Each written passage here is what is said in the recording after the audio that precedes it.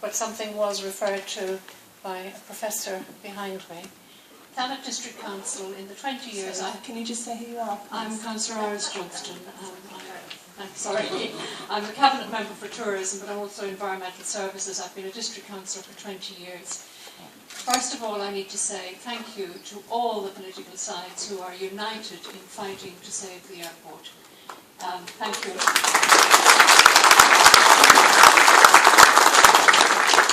The question that was asked and the rumour that had been spread by a minority. Thanet District Council, for the 20 years that I have been a councillor, has done everything possible under every administration to keep the airport open. The issue of the night flights is here in the 106 agreement that was signed on the 26th of September 2000. I have a copy here. We had millions of meetings to get this right. The copy is there. I'm happy to give it to you. But the night flights issue for us was a massive campaign by the public against night flights during my early days as a councillor. I'm sorry.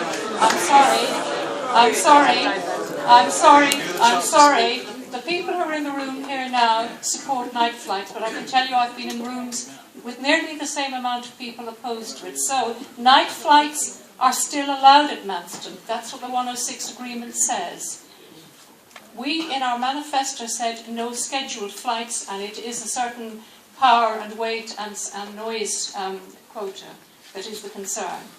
I'm not here to defend night flights. If there's a show of hands later, I will keep that in my mind if I stand in another election, that I came to a meeting where there was a massive support for night flights. But Iris, I'm sorry, I'm going to have to stop you, because unless this is a question, Laura and Roger have to go. This is a separate issue. I'm really sorry, but someone did attack our council, and I have to say 100% yeah, well, you can address that after the meeting, but that isn't a question. There's lots of people here that do want to ask questions that are valid. Thank you. Okay, one more question, I'm afraid we're going to leave it there.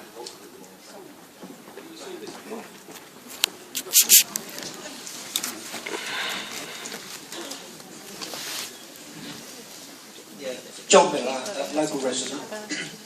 My main question is, why was it put into the press or general release about airlines leaving Manston? They didn't specify that they was virtually pushed out. Quite right. They didn't have an option. They had to leave because they had commitments to their own customers.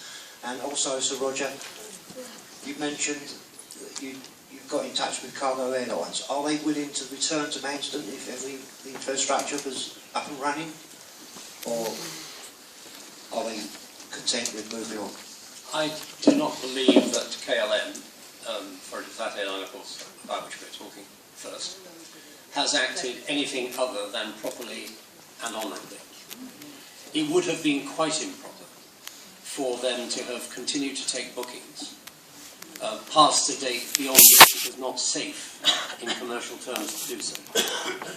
I know that it was a decision that they didn't want to take. I spoke, I was at the original launch of the KLM flights. I spoke with their former European director, and subsequently, when we had the announcement, I spoke immediately to their newly appointed director for England, and he was enthusiastic in his support for the airport and the people that work there. But they were faced with an impossible situation. Whether, if we achieve what we would like to achieve, KLM will come back, perhaps taking advantage of the new route subsidy and flying, say, from Manston to Paris instead of Manston to Schiphol, which would be to their financial advantage. They might well do so, and it's a question that will be asked. I spoke also personally with the senior director of Cargolux. They love Manston. Again, they regard the professionalism of the ground crew as second to none. They want to be there. And others who are now looking for places to go are also keen to examine Manston. But maybe I should end on this because it's probably the right note to end on, if you'll excuse us. All of these things, all of the suggestions that have been made, however wacky, we will consider. Nobody has a monopoly of good ideas.